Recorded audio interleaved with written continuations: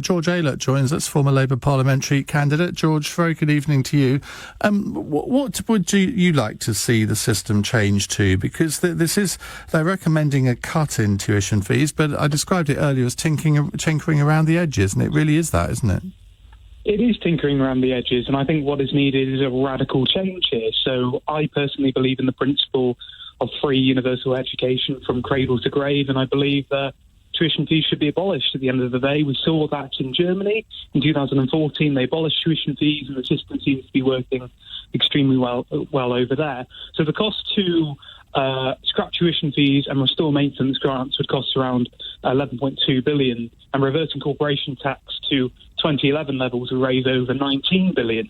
So the idea that this is not an affordable policy, I think, is complete nonsense. But I did see the review actually mentions restoring maintenance grants, which is a positive, and now Theresa May is pressuring her successor to restore maintenance grants. You know, if only she was in a position of power, she could have told her position. But the point you make on corporation tax, that money has been spent over and over and over again, and a lot of people think that if you put corporation tax up, you'll actually get less money in rather than extra money. Yeah, but there's loads of ways you can raise taxes. So you can have the introduction of wealth taxes, a financial transaction tax, raising taxes on the top 5%. But the idea that this is not an affordable policy, especially, But you've already admitted it's £11 billion. That is the equivalent of about 5 pence on income tax. To scrap student tuition fees and restore maintenance grants as well. And let's see what the long-term impact of that is. If you restore maintenance grants, you are going to see the poorest students significantly better off. And the idea that tuition fees are progressive, I just think, is patently untrue. But where's the evidence, though? Where's the evidence that it puts people off going to university when student numbers are at an all-time high?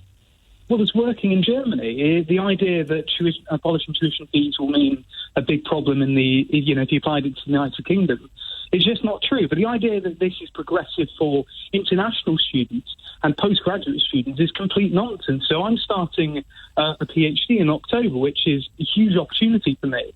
So I get 25.7k in a doctoral loan to last me 3 years.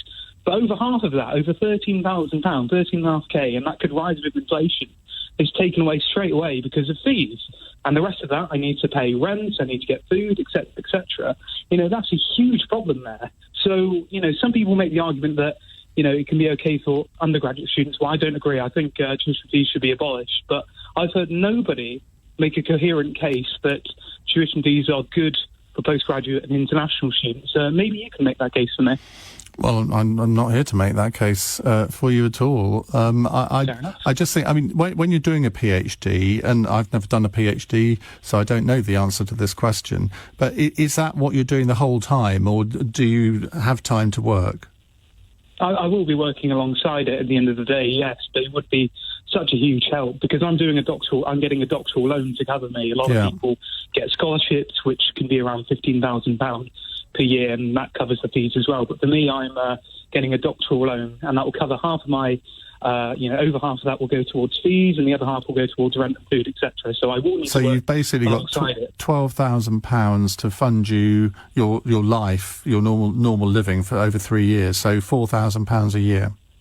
Yeah, it's not a lot, is it? And that's for rent and food, etc. Yeah. And I'll be working alongside that, but many other students get scholarships are in a very lucky position where they don't need to do that. But, it's the price worth paying that I want to do. But, unfortunately, that might deter people from doing not only just PhDs, but also a master's loan as well. So the way it works, you get around 10k, and then you pay your tuition fees alongside that as well. So, this year I've managed to survive off a similar amount, like 3-4k for the whole year, and that includes rent and includes food, and I've been doing part-time work alongside that. But I know a lot of people have been deterred from doing postgraduate courses from masters to PhDs because the system is unfair. And then if we abolish tuition fees all across the board, from undergraduates to postgraduates and international students, I think it would be a very positive thing to do. And what's your PhD in? It's going to be in politics, and I'm going to be doing it on the 2017 general election. So that's going to be very interesting to do, and I'll make sure I'll keep you in the loop on that. Well, when you've written it, I'd like to read it, to be honest. Well, I'll certainly put you first on my mailing list for that. It's a shame I wasn't still in publishing. I could have even published it for you, but there we go. Too kind. All right, George, thank you very much. That's George Aylett, former Labour parliamentary candidate. I'm thinking what I could do a PhD in. I wouldn't mind doing something on an election. I think that'd be really good fun. Anyway, we'll come to your calls in a moment. 0345 6060 973.